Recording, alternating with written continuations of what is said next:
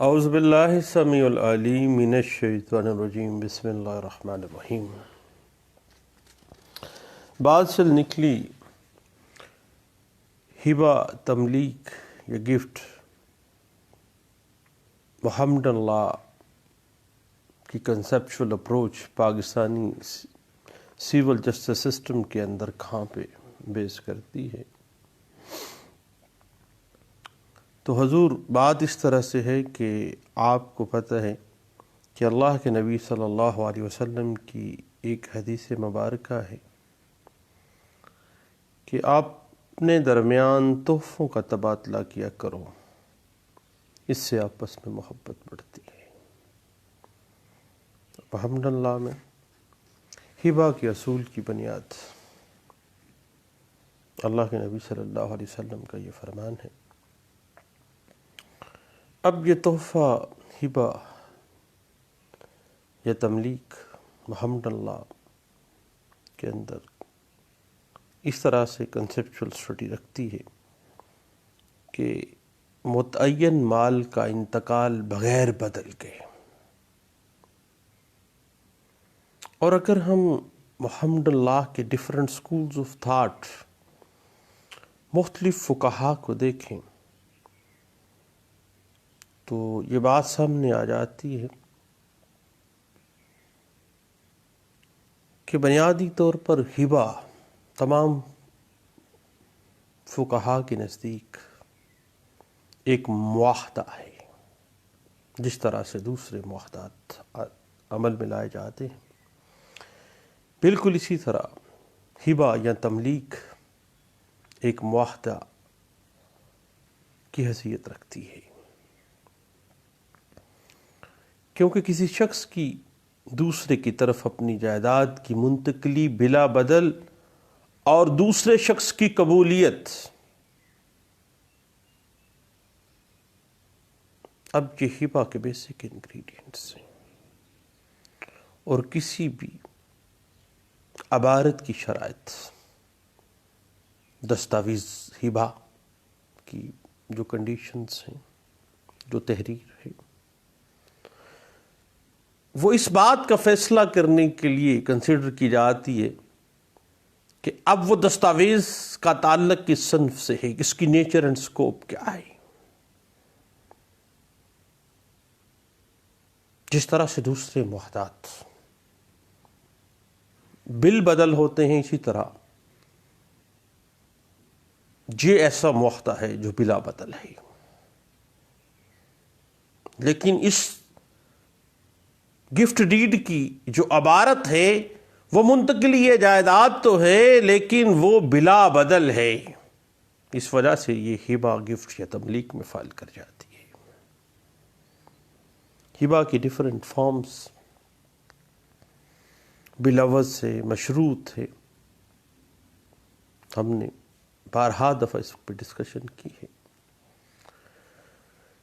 جہاں تک ہی جو دوسرے معاہدات ریووک کیے جا سکتے ہیں، اسی طرح ہبہ کا جو ہے یہ بھی ریووکیشن میں چلا جاتا ہے۔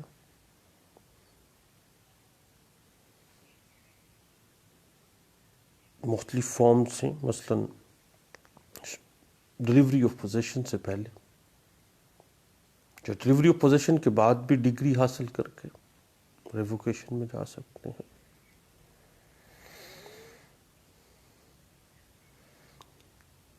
اٹ مینس کہ اسلامی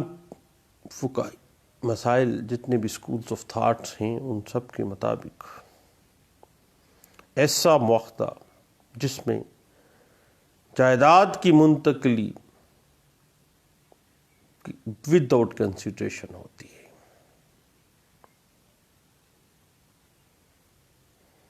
جائیداد موویبل ہے یا اموویبل پراپرٹی ہے، کوئی فرق نہیں پڑتا،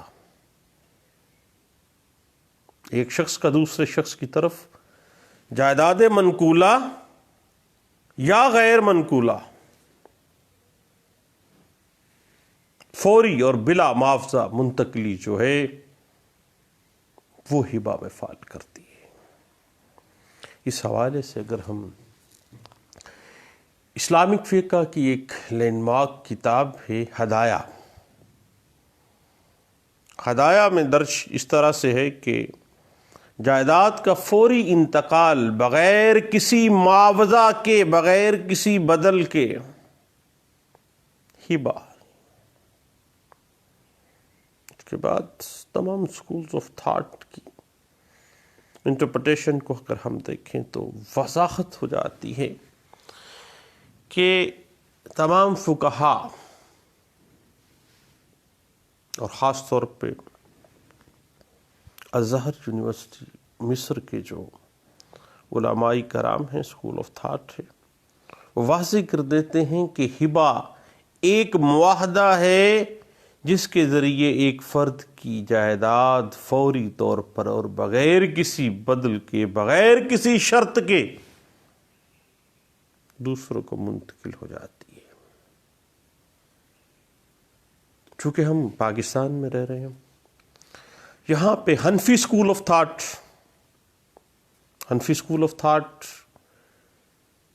ہبہ اس طرح سے ڈیفائن کرتا ہے کہ ایک فرد کا دوسرے فرد کو کسی بھی منقولہ یا غیر منقولہ جائیداد کا بخش دینا ہے، دے دینا ہے۔ اور اس پہ فقہی علماء اس کی انٹرپریٹیشن کرتے ہوئے واضح کر دیتے ہیں کہ ہبہ ایک ایسا فیاضیانہ، ایسی جنراسٹی کا عمل ہے، ایسی سخاوت کرنے والا عمل ہے جس کے ذریعے سے ایک فرد کسی چیز کی بغیر کسی معاوضے کے دوسرے کو بخشش دیتا ہے۔ بالکل اسی طرح شیعہ اسکول آف تھاٹ بھی پاکستان میں موجود ہے۔ شیعہ اسکول آف تھاٹ واضح کر دیتا ہے کہ ہبہ ایک عقد شرعی ہے۔ یہ بھی اسی طرح جس طرح سے حنفی اسکول آف تھاٹ ہبہ کو معاہدہ کی صورت میں لے کے جاتے ہیں، اسی طرح شیعہ اسکول آف تھاٹ واضح کر دیتا ہے کہ ہبہ ایک عقد شرعی ہے، ایک ایسا عقد شرعی، ایک ایسا معاہدہ شریعت کے اندر رہتے ہوئے جس سے کسی مال مخصوص کا حق ملکیت فوراً اور بلا بدل اور بلا شرط بنیت ثواب مالک شخص دوسرے شخص کی طرف منتقل کر دیتا ہے، بخشش کر دیتا ہے، ثواب کی نیت کے ساتھ، کوئی شرط نہیں، کوئی بدل نہیں۔ اب پاکستان میں چونکہ ہم لوگ رہتے ہیں، پاکستان میں اگر ہم دو پرسپیکٹیوز آ جاتے ہیں، ایک پرسپیکٹیو آ جاتا ہے محمد اللہ کی جب بھی بات آتی ہے تو ڈی ایف ملا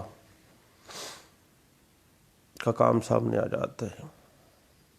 محمد اللہ کی سیکشن 138 واضح کر دیتی ہے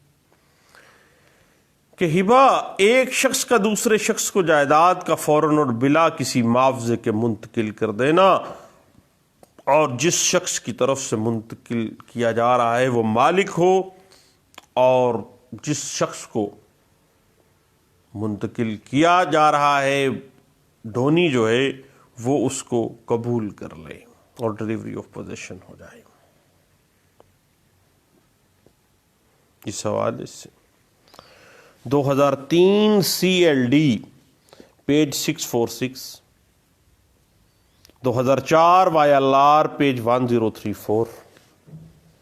1994 SCMR پیج 1870، 2002 SCMR پیج 198 اور PLD 1964 supreme court of Pakistan page 143 اس حوالے سے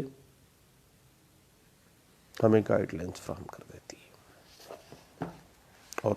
یاد رکھیے گا، اسی پوائنٹ کو اگر ہم بطور قانون کے طالب علم انالیسس کرنا چاہیں تو ہبہ کرنے والا آفر کرے گا، اعلان کرے گا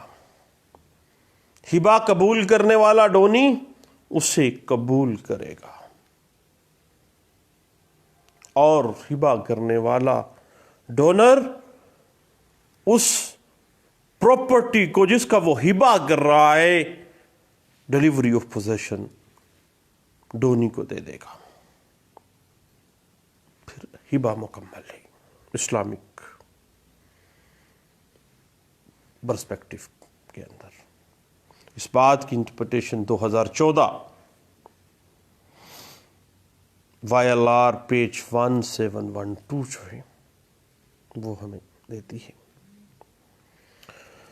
اس کے بعد یاد رکھیے گا، اگر ہم اسی چیز کو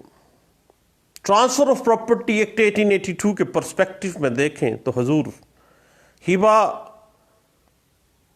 منقولہ یا غیر منقولہ جائیداد کا انتقال ہے جس کو کرنے والا اپنی مرضی سے کرتا ہے، اور یہ انتقال بغیر کسی بدل کے ہوتا ہے، اور اس کی رجسٹریشن ہونا مینڈیٹری ہے، دستاویز لکھی جانی لازمی ہے. اب اسی پوائنٹ کو اگر ہم لے لیں کہ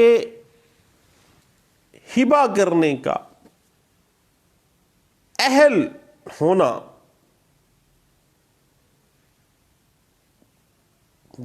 ڈونر کا اہل ہونا ہبا کرنے کے لیے، کہ کیا وہ ہبا کرنے کا کمپیٹنٹ پرسن ہے، ہبا کرنے کا مجاز رکھتا ہے. سب سے پہلی شرط جو محمد اللہ ہم پہ لگاتا ہے وہ یہ ہے کہ ہبا کرنے کے لیے وہ فرد جو ہبا کرنا چاہتا ہے وہ مالک ہو اس پراپرٹی کا.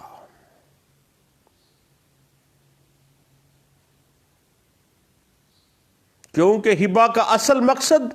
جائیداد کی منتقلی بغیر بدل کے ہے، اور جب جائیداد ہی اس مالک کی نہیں ہے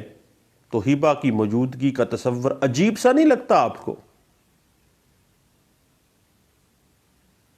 دوسری کنڈیشن جو محمد اللہ ڈونر کے لیے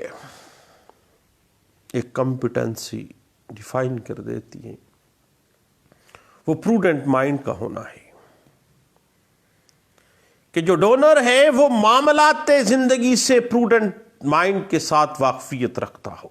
اس کو اچھی طرح سے جانتا ہو کہ میں کون سا ایکٹ کرنے جا رہا ہوں. اگر وہ پروڈنٹ مائنڈ نہیں ہے تو وہ شخص ہبا کرنے کا مجاز نہیں ہے. اس کے بعد ہبا کرنے والے فرد کے لیے لازمی ہے کہ وہ بلوغت کی عمر کو پہنچ چکا ہو، اور آپ کو پتہ ہے میجورٹی ایکٹس کے مطابق بلوغت کی عمر 18 سال ہے، لیکن شریعت محمدی کو اگر ہم دیکھیں تو بلوغت کی عمر 15 سال ہے. یعنی نابالغ شخص جو ہے وہ ہبا نہیں کر سکتا اکارڈنگ ٹو محمد اللہ. ہبا کرنے والا شخص مسلمان ہونا ضروری ہے اکارڈنگ ٹو محمد اللہ. اگرچہ تحفہ یا گفٹ کا جو کانسیپٹ ہے یہ ہر مذہب میں پایا جاتا ہے، لیکن محمد اللہ کے اندر اگر کوئی ہبا اس ایمبٹ کے اندر لاتے ہوئے ڈیفائن کرنا ہے تو ڈونر کا مسلمان ہونا مینڈیٹری ہے، ڈونی غیر مسلم بھی ہو سکتا ہے. اس کے بعد ہبا کرنے والے شخص کے لیے لازمی ہے کہ وہ آزاد ہو. ایک آزاد ڈونر ہی آزادی ذہن کے ساتھ اپنی مرضی کے ساتھ ہبا کر سکتا ہے، اور ایک غلام کو یہ مرتبہ حاصل نہیں ہے کہ وہ ہبہ کر سکے، وہ تو خود مجبور اور مسکین ہے۔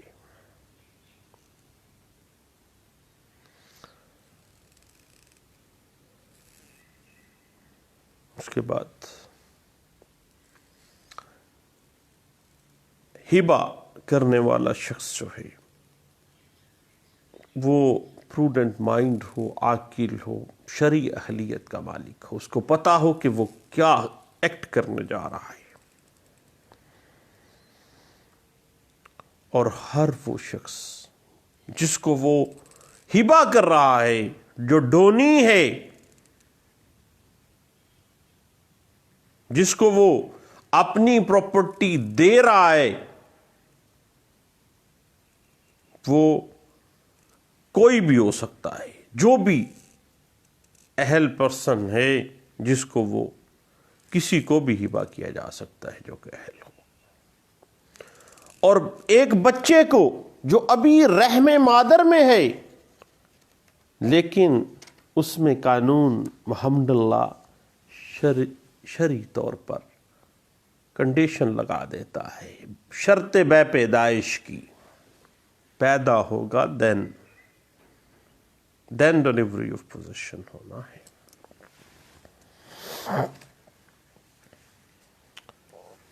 اب ڈونی کے حوالے سے اگر ہم دیکھیں تو ہبہ کسی بھی فرد کو کیا جا سکتا ہے جو کہ کسی بھی پراپرٹی کی ملکیت رکھنے کا اہل ہو، یعنی ہر عاقل بالغ شخص کو ہبہ کیا جا سکتا ہے، کیونکہ وہ ملکیت جائیداد کا اہل ہے۔ لیکن ایک استثناء بھی قانون محمد اللہ کے اندر ہمیں مل جاتا ہے کہ ہبہ بالغ افراد کے ساتھ ساتھ نابالغان کے حق میں بھی کیا جا سکتا ہے، لیکن فرق صاحب ایک ہے، وہ یہ ہے کہ بلوغت چونکہ نہیں ہے، بلوغت نہ ہونے کی صورت میں ہبہ کے لیے کوئی ولی اس کی طرف سے اس کے بہاف پر بطور سرپرست، بطور ولی ایکسیپٹنس کرے گا، کیونکہ نابالغ خود سے تو نہیں کر سکتا۔ پہلے بھی ہم نے عرض کیا کہ میجورٹی ایکٹ کے روح سے اگر ہم دیکھیں تو بلوغت کی عمر 18 سال، محمد اللہ اور شریعت محمدیہ کے تمام جملہ فقہا کو اگر ہم دیکھیں تو عمر 15 سال بنتی ہے۔ جب بھی نابالغ کے حق میں ہبہ ہونا ہے تو نابالغ بطور ڈونی ایکسیپٹنس بذریعہ ولی یا سرپرست کے کرتا ہے۔ اس کے بعد ایک ٹیکنیکلٹی آ جاتی ہے حضور،